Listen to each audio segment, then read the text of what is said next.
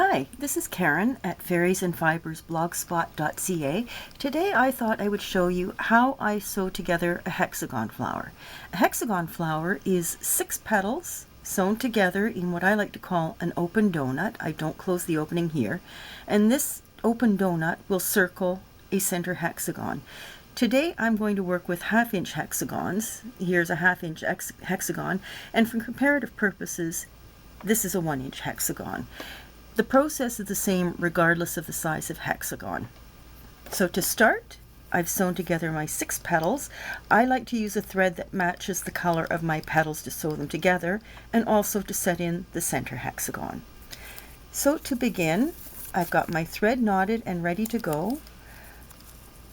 I place my center hexagon against the open donut, and I take a stitch. I like to start in a little bit from the corner, then go out to the corner where I'll take a stitch, and I'll take a second stitch just to anchor things.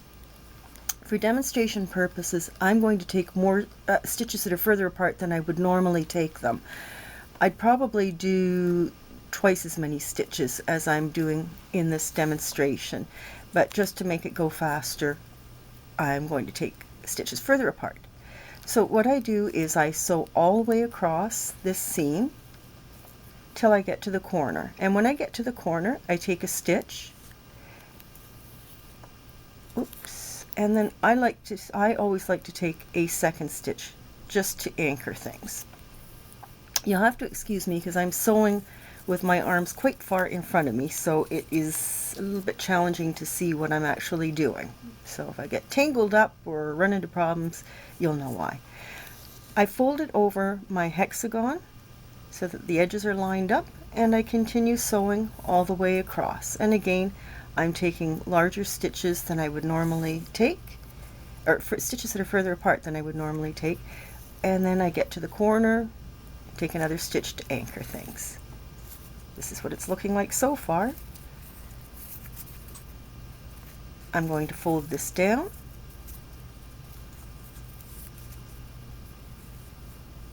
and again I'm going to sew across this seam.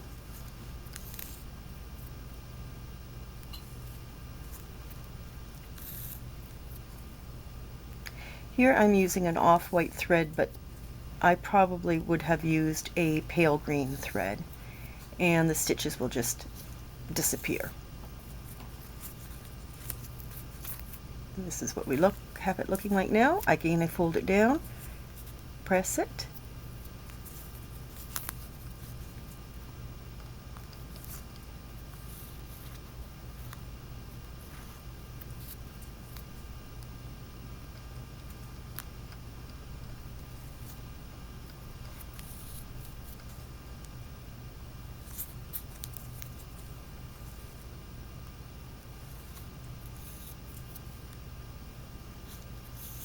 and I'm at the corner, take another anchoring stitch, fold it down to line up the edges, continue sewing across,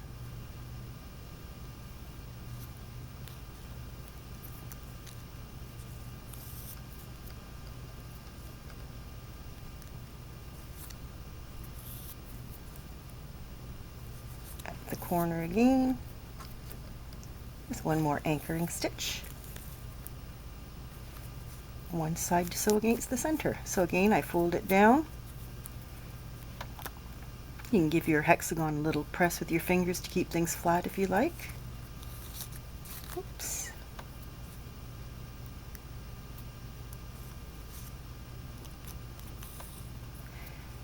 You can hide a myriad of sins by using a thread that matches your hexagons.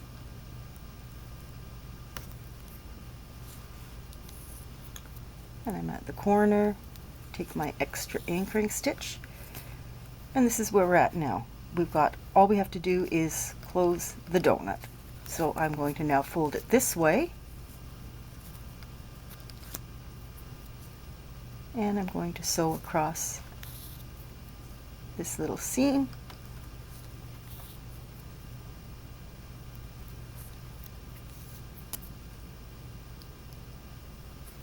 And there we have it. What I would do at this point is take another 3 or so stitches across this way and then just clip my thread. And there you have it, a flower hexagon, fast and easy. I like to do it this way because I can have one long length of thread sew all the way around and out, and this is particularly helpful with larger hexagons. I hope you've enjoyed this little tutorial.